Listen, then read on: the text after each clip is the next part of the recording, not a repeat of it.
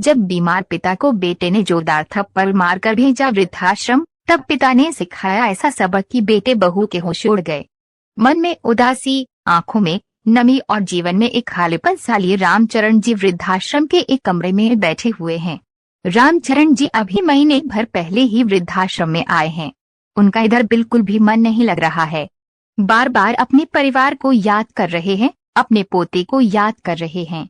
वह अपने मन से पोते को निकाल ही नहीं पा रहे हैं। उनकी आंखों की नमी छलककर उनके गालों पर गिर जाती है।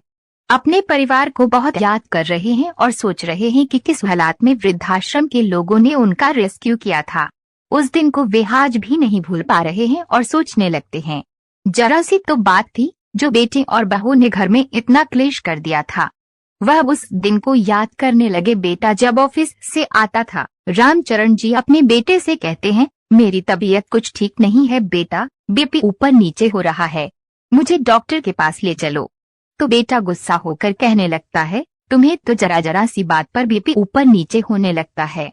अरे तो क्या अब रोज रोज तुम्हें डॉक्टर के पास लेकर जाऊं? और मेरे पास इतने पैसे भी नहीं हैं कि तुम्हारे ऊपर इतने पैसे खर्च कर पाएं। और तुम तो घर पर बिल्कुल निठल्ले बनकर बैठे हो, कुछ भी काम नहीं करते हो। तुम्हारा खाना पीना सब कुछ हम ही देखते हैं, ऊपर से दवाइयों का खर्चा भी करते हैं। बेचारे रामचरण जी अपने बेटे की बात सुनकर अपने कमरे में चले जाते हैं। लेकिन थोड़ी देर बाद ही पोता आता है और कहता है, दादाजी मैं पापा और मम्मी के साथ मूवी देखने जा रहा हूँ। हम लोग बाहर से खाना खाकर आएंगे। मम्मी ने कहा है आपके लिए सुबह की 2 रोटी रखी है, चाय से नमक लगाकर खा लेना। और बेटे बहू मूवी देखने के लिए निकल जाते हैं। रामचरण जी को यह बात बहुत खटकती है कि मेरे लिए तो बेटे के पास न पैसे हैं और न ही समय, लेकिन अपने लिए पैसे भी हैं और समय भी। 3 से 4 घंटा मूवी देखने में लगा सकता है, लेकिन मुझे घंटे भर के लिए डॉक्टर के पास नहीं ले जा सकता।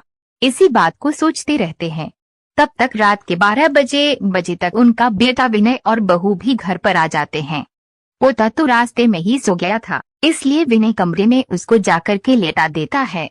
रामचरण जी अपने बेटे से कहते हैं कि बेटा तुमने तो कहा था तुम्हारे पास समय नहीं है, लेकिन तुम्हारे पास पिक्चर देखने के लिए 4 घंटे का समय है। अपने बूढ़े बाप को डॉक्टर के पास ले जाने का समय नहीं है। रामचरण जी का इतना कहना था कि बेटे ने अपने पिता के गाल पर 2 थप्पड़ जड़ दिए। आपकी हिम्मत कैसे हुई मेरी जिंदगी में दखलंदाजी करने की? अपना कमाता हूँ, अपना खर्च करता हूँ, तुम्हारी तरह घर में बैठे बैठे मुफ्त की रोटियां नहीं तोड़ता हूँ और मेरे ऊपर हुक्म चलाने की कोशिश करते हो। चुपचाप से एक कोने में पड़े रहो, नहीं तो इस घर से निकाल कर फेंक दूंगा। इतना पिता का अपमान करके अपने कमरे में सोने के लिए चला जाता है। लेकिन रामचरण जी तो अपने बेटे द्वारा दिए गए अपमान से अंदर ही अंदर बिल्कुल टूट गए थे। इतना अपमान सहकर वह एक बुद्ध की तरह खड़े के खड़े ही रह गए कि उनके बेटे ने उनके साथ किया क्या है। यही सोच सोचकर उनकी आंखों के सामने अंधेरा छा रहा था। उनको ऐसा लग रहा था कि मानो अभी के अभी धरती फट जाए और वे इसमें समा जाएं। उनसे अपने बेटे के द्वारा दिया गया अपमान बर्दाश्त नहीं होता है और उसी रात को 2 कंबल और एक चटाई लेकर के घर से निकल पड़ते हैं कि अब बस बहुत हुआ, अब मैं इस घर में नहीं रह सकता। अब तो बेटे ने सारी हदें पार कर दी। एक बार हाथ उठाया है तो अब तो इसकी बार बार की आदत पड़ जाएगी। इससे अच्छा है कि अब मैं घर ही त्याग दूं। अब इस घर में रहना मेरे बस की बात नहीं है। इतना अपमान अब मैं नहीं सह सकता। और वे अपना कुछ जरूरी सामान लेकर घर से निकल जाते हैं। सर्दियों की कड़कड़ाती ठंड में सड़क के किनारे बनी बेंच पर बैठकर दिन काटते हैं। रात में वही कंबल और चटाई बिछाकर सो जाते हैं। थोड़े बहुत उनके पास पैसे होते हैं, उससे कुछ खरीद करके अपना पेट भर लेते हैं। लेकिन इन कई दिनों में बेटे या बहू ने उन्हें ढूंढने की एक बार भी कोशिश नहीं की। उनके पास तो फोन भी था, लेकिन बेटे और बहू में से किसी ने भी उन्हें फोन करने की भी जरूरत नहीं समझी कि एक बार अपने पिताजी को फोन करके पूछ लें कि आप कल से कहाँ हो। वह तो यही चाहते थे कि उनका घर छोड़कर निकल जाऊं। मुफ्त की रोटियां तोड़ते रहते हैं। वैसे भी घर बैठे वृद्ध बच्चों के लिए तो बोझ ही होता है। अगर आप कमाऊ हैं तो बेटा थोड़ा बहुत घर में रख भी लेते हैं, लेकिन अगर बूढ़ापे पर आपके पास पैसे नहीं हैं, तो बेटे को अपने बाप को रखना तो दूर, 2 वक्त का खाना देना भी बोझ के जैसा ही लगता है। रामचरण जी की तबीयत तो पहले से ही ठीक नहीं रहती थी। उनका बीपी ऊपर नीचे होता रहता था और शुगर की भी प्रॉब्लम थी। कई दिन से ढंग से खाना भी नहीं खा रहे थे। तबीयत बहुत खराब हो गई। बेहोश होकर सड़क के किनारे गिर पड़े।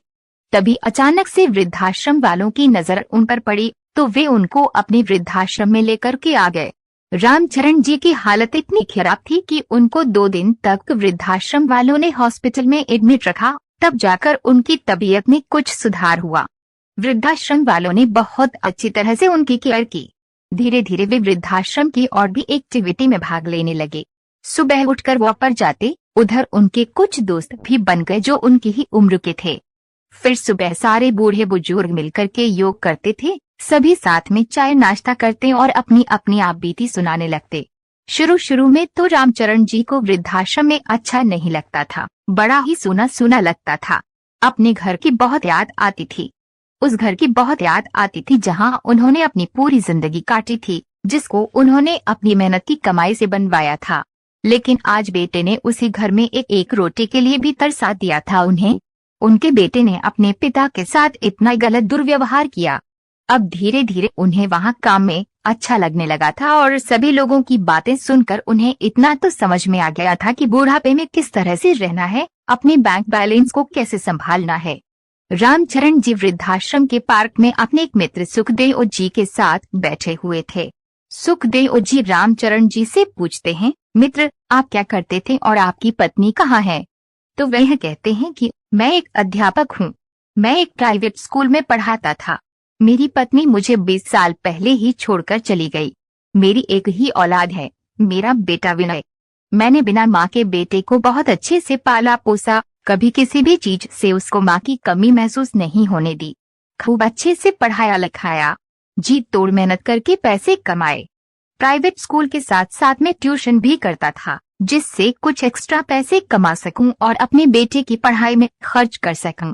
मेरा बेटा पढ़ लिख कर एक अच्छा इंसान बन जाएगा, एक अच्छी नौकरी करेगा तो मेरा भी बुढ़ापा संवर जाएगा।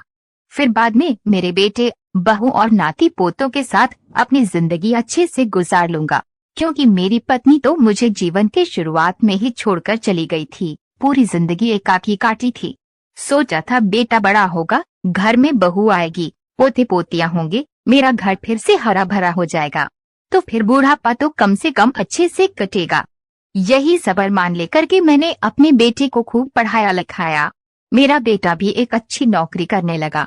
फिर मेरी तबीयत कुछ खराब रहने लगी, इसलिए मैंने अपनी स्कूल की जॉब भी छोड़ दी और बच्चों को ट्यूशन पढ़ाना भी छोड़ दिया। मुझे शुगर और बीपी की प्रॉब्लम थी। सोचा चलो अब बेटा तो कमाने लगा है, पूरी जिंदगी कमाया है, बेटे पर लगाया है, अब बेटा बुढ़ापे में 2 रोटी तो दे ही देगा। लेकिन जैसे ही मैंने काम छोड़ा तो बेटे बहू के तो तेवर ही बदल गए। 6 महीने बाद ही घर में हर छोटी बड़ी बात के लिए क्लेश होने लगा। पैसों के लिए क्लेश होने लगा, खाने पीने की चीजों के लिए क्लेश होने लगा। मैं अपने बेटे बहू से अपनी दवाइयों के लिए भी पैसे मांगता तो वे मुझसे झगड़ा करने लगते और कहते घर में बोझ बनकर बैठे हो, कुछ करते क्यों नहीं हो, कुछ करो, अभी तुम इतने बूढ़े नहीं हुए हो कि घर में हाथ पर हाथ रखकर बैठ जाओ, पैसे कमाओ और पैसे कमा कर दो। अब मैं ठहरा वृद्ध, मेरी तबीयत भी ठीक नहीं रहती थी। बेटा मेरी दवाइयाँ भी समय पर नहीं लाता था, मुझसे काम नहीं होता था। जैसे ही मेरा बीपी ऊपर नीचे होता था मेरे हाथ पैर कांपने लगते थे। लेकिन मेरा बेटा तो यह बात समझने के लिए तैयार ही नहीं था और पैसों को लेकर ही एक दिन घर में झगड़ा हो गया।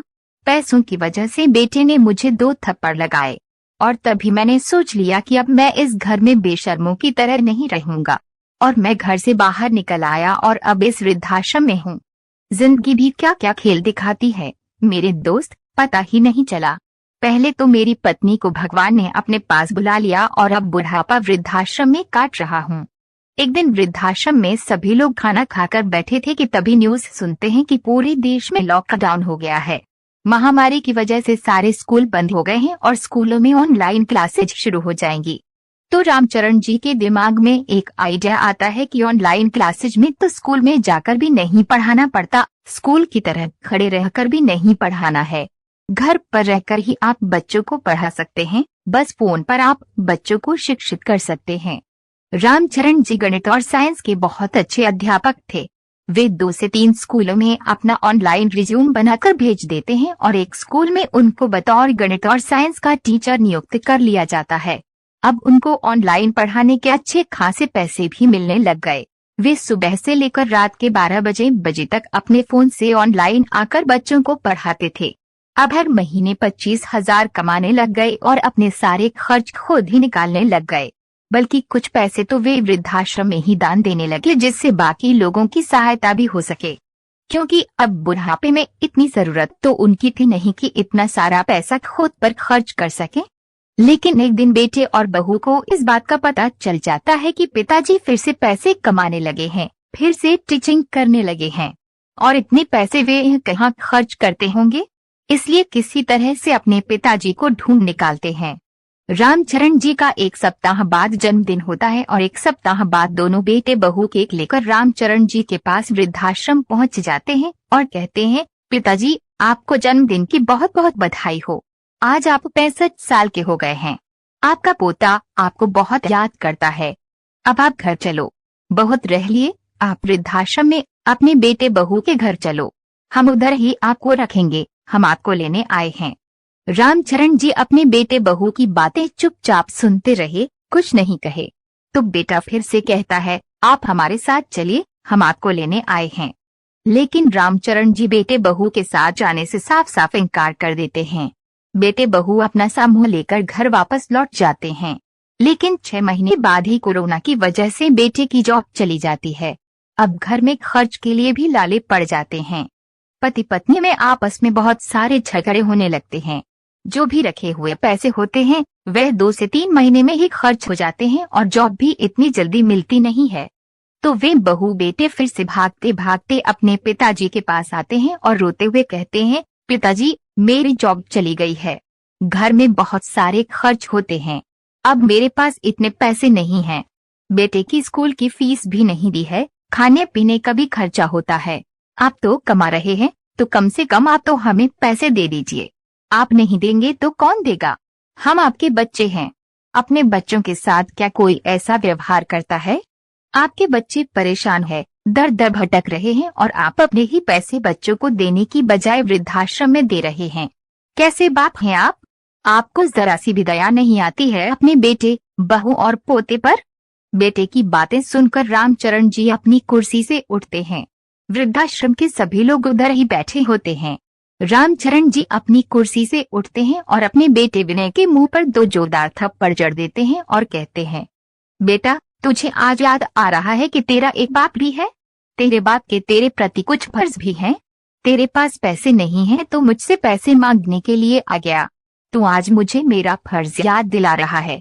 और उस दिन क्या हुआ था जब तूने मुझे डॉक्टर के पास ले जाने से मना कर दिया था? क्या वह तेरा फर्ज नहीं था? अरे तूने एक बाप का जितना अपमान किया है ना, उतना कोई भी नहीं करता। कितने अरमानों के साथ मैंने तुझे पाला था, पूरी जिंदगी की पूरी कमाई मैंने तुझ पर लगा दी, पर तूने क्या किया मेरे साथ? मुझे मेरे ही घर से थप्पड़ मारकर बाहर निकलने के लिए मजबूर कर दिया। और आज जब तुम्हारी जॉब चली गई है, तुम्हारे पास पैसे नहीं हैं, तो कह रहे हो कि मेरा फर्ज बनता है अपने बच्चों को देखना।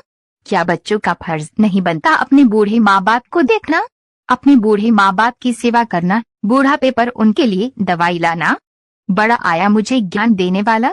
अभी के अभी वृद्धाश्रम से निकल जा, नहीं तो पुलिस को फोन करके तुझे अपने पिता के साथ मारपीट करने के जुर्म में अंदर करवा दूंगा। रामचरण जी के साहस को देखकर वृद्धाश्रम के सभी लोग तालियां बजाने लगते हैं और कहते हैं, आपने बहुत ही शानदार निर्णय लिया। अरे आपने एक बार धोखा खाया है अपने बच्चों से, दूसरी बार आप सतर्क रहे, यह बहुत अच्छी बात है। आपके बच्चे आपके पास कुछ न कुछ लेने के लिए आए हैं, देने के लिए कभी कुछ नहीं आए। बच्चों की मंशा अच्छी नहीं थी। तभी वृद्धाश्रम के मैनेजर भी उधर आ जाते हैं और वे विनय से कहते हैं, तुम अभी के अभी इधर से निकल जाओ और किसी के साथ ही जोर जबरदस्ती करने की कोशिश बिल्कुल भी मत करना, नहीं तो तुम्हें हम कानून की भाषा में समझा देंगे। दोनों बेटा बहू लज्जित होकर के वृद्धाश्रम से निकल जाते हैं और रामचरण जी आराम के साथ अपनी सारी जिंदगी वृद्धाश्रम में ही काटने का निर्णय लेते हैं और अपनी कमाई भी वृद्धाश्रम को ही दे देते हैं। तो दोस्तों, एक स्वाभिमानी पिता का ऐसा साहसिक निर्णय आप लोगों को कैसा लगा? अगर आप उनकी जगह होते तो क्या करते? आज की इस युवा पीढ़ी को जागृत करने का शायद यह सबसे अच्छा तरीका है। इसी तरह की कहानियों से ही आने वाली पीढ़ी जागरूक हो सकती है। इस कहानी के बारे में अपनी राय जरूर बताएं। कहानी पसंद आई हो तो लाइक और शेयर करना ना भूलिएगा और हमारे चैनल में पहली बार आए हैं तो हमारे चैनल को सब्सक्राइब जरूर कीजिएगा दोस्तों। धन्यवाद।